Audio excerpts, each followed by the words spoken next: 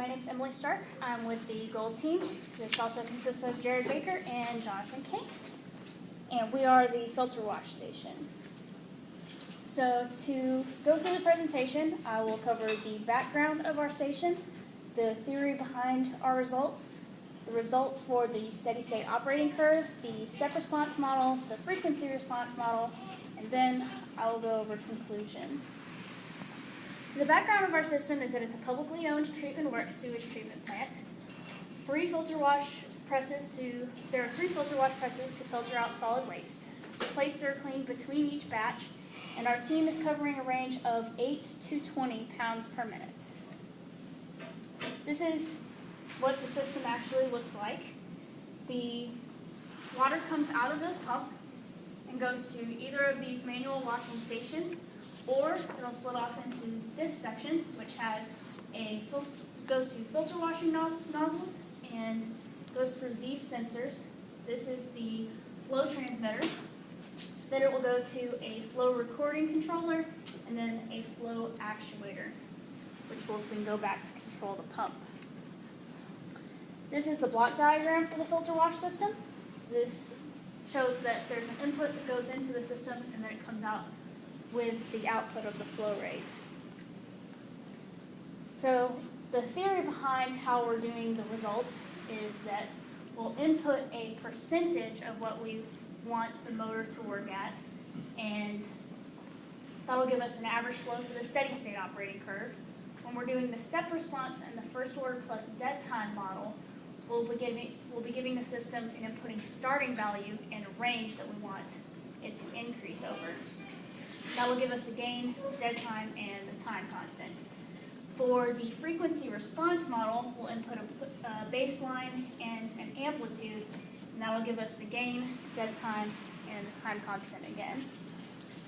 This is an example of the steady state operating procedure. It shows that the output of our system varies wildly, so you have to average over a large distance to get the average flow rate. That's done over multiple ranges to produce the steady state operating curve. It's very linear, with this being the actual trend line equation. You can use that to model any points that you don't actually do the experimentation for, or to show what the model shows versus what you actually get from calculations. So for the modeling, you can use this equation right here, and the parameters that it uses are the step time, the time, dead time, time delay, gain, and the time constant. So for the step-up function, we'll be using the difference in the input and the difference in the output to get our gain. Then we'll be using these lines to get our dead time. Then we'll be using these lines to get our time constant. Try not to spend too much time on these. So this shows how each of the different ranges compared for our gain. Averages are shown below.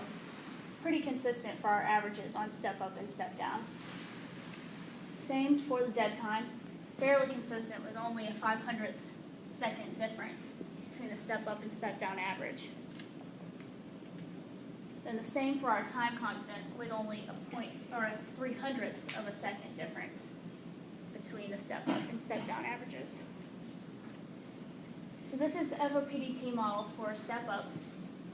The purple lines are the experimental output, and the red lines are the model output. Very close together. And the green line is the experimental input, and the blue line is the model input. Same for the step down, also very close together. So this is our frequency response. This is the example for the baseline of 39% and an amplitude of 4% with a frequency of 0.1. So we'll use this dead time over 3 ranges, this capital T over 3 ranges, this change in C over 3 ranges and this change in M, this gives us enough data that we can do the student t-test. We'll calculate the phase angle using 360 times lowercase t divided by uppercase t, and then the amplitude ratio with the change in C over the change in M. Doing this multiple times will produce a Bode graph, which is shown here. This, at where the phase angle graph reaches negative 180, that will show you what the ultimate frequency is, which is 0.6 cycles per second. Where the ultimate frequency crosses the amplitude ratio graph, that will show you your 1 over KCU, which is the ultimate controller gain. The 1 over KCU is equal to 0.7, which means the KCU is equal to 1.43. Then this line, which is the asymptote of the amplitude graph, shows you your gain for the system. And visually inspected, you can see that it's approximately a first order system. So the values from the last slide are plugged into these equations, those values on the left, in order to get these values for dead time and tau, or just for tau rather. Dead time is off of the frequency plots. And so for frequency response modeling, we used the equations that we just saw to model what the Bode graph should actually look like. Manipulations of the variables of gain, dead time, and time constant give us a fairly good fit for this particular range of amplitudes. So in conclusion, we can see how the gain time, the dead time, and the time constant compare over the step response, the model, the frequency, and its model. The step response gain and the model of the gain for step response are very, very close. The dead time and the time constant are a little bit different. Again, with the frequency and the frequency model, you can see that the gain is fairly close, but the dead time and the time constant are a little different. Thank you.